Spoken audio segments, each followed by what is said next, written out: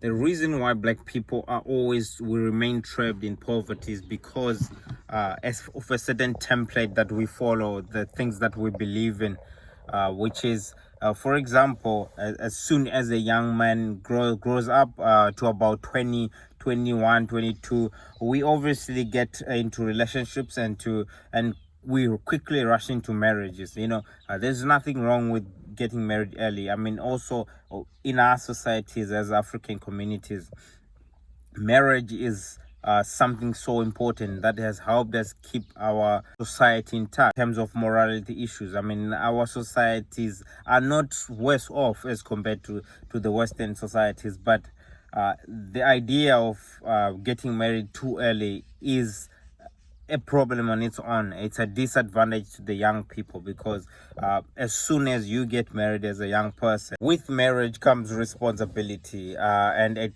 marriage takes away a lot from you. It's the commitment of time, attention, focus, the resources, those little resources that you have, the little, if you are working, the little income that you have, that is actually the resources that you have for you to be able to invest in yourself and grow yourself so that you can become better in life. Those are the little resources that you are supposed to use to start a business, to save up in order for you to educate yourself, and then become better, and in the end the whole society is uplifted, and also you get out of poverty, right? When you educate yourself, get a better job, you get married early, especially in our societies, in African communities. We are pretty much traditional, right? The man is the one who pays the lobora, the bride price. If you're going to have a wedding, the man is the one who's going to pay for it. Sometimes you are the only one who's working, or even if you are both working with your partner, newlywed partner. Most of the times, in our societies, black societies, men are the ones who are supposed to provide. So most of your resources will start going that way, and comes kids, and comes, it's just a lot of things. So one of the things that we do as black people, which keeps us poor, is early marriage, right? Second, ideologies that we have, that as soon as you grow up, you start working, you need to start thinking about, you need to build a house in your rural home, you need to develop this, you feel a lot of pressure coming from your peers, from your elders, and from a lot of people pressuring you to say, yeah, but you haven't built that, you haven't built that. What they fail to understand is that if you are in a low income bracket, you are in an entry level position, maybe you have no much experience in the work environment, your salary is still small, and you start taking that. And I understand how important it is for everybody to have an address, right? Somewhere where you can say, this is where I live. Yes, that is important, but we must think that you must understand that if you are in a low income bracket, it's gonna take you very long time in order for you to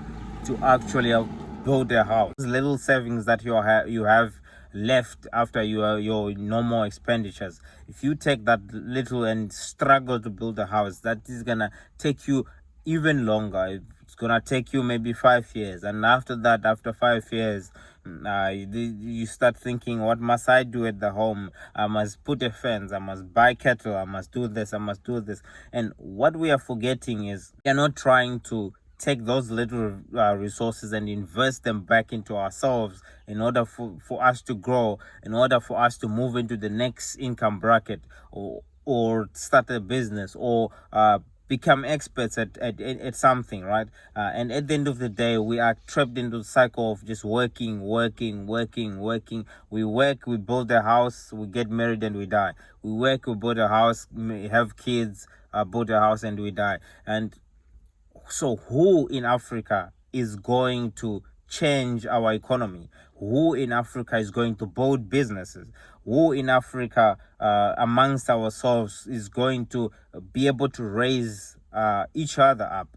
Because at the end of the day, if we do not have our own homegrown businesses, what's going to happen is, the multinational companies are going to come, the foreign investment is going to come, they come and start business, and and then we start complaining, right? Why white people are paying us less? Why white people this? Why they always put them each other in positions of significance? Why is this? Why is that?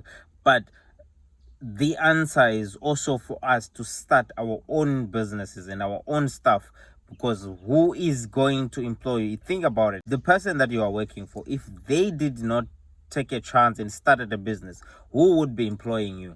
Nobody would be employing you. Then it means you wouldn't have a job. And so we need to think about this and change the way we think as black people. In as much as it is important to follow a certain path and to have a house, to get married, but we should realize one thing: we need to invest in ourselves. We need to have the spirit of competition amongst us as young people, for the most part, same as how the United States of America, in Silicon Valley, where it's considered a failure if you do not start a multi-million company. So you need to try. We need to build ourselves. We need to challenge the status quo. We need, so that we don't always sit back and complain why white people do this, why white people do that. Brother, at the end of the day, the reason why those people are able to do that, because it's their fucking business. You can complain why they're paying you too little. You can complain why they're not giving opportunities to black people. You can complain all you want until your voice goes away. It's their fucking businesses. They will do whatever the fuck they want.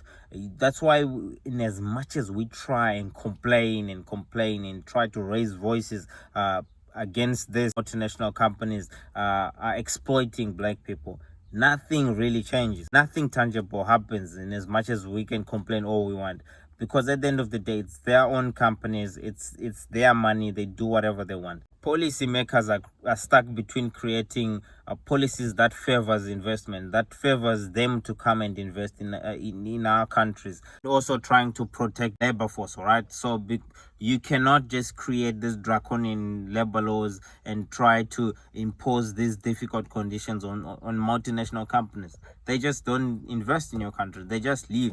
Imagine, they have billions of dollars. Them not coming to invest it in Africa and grow it into trillions or into multi-billion dollars, it does not make them sleep hungry. They do not care. They do not give a fuck. They will just move on to the next one.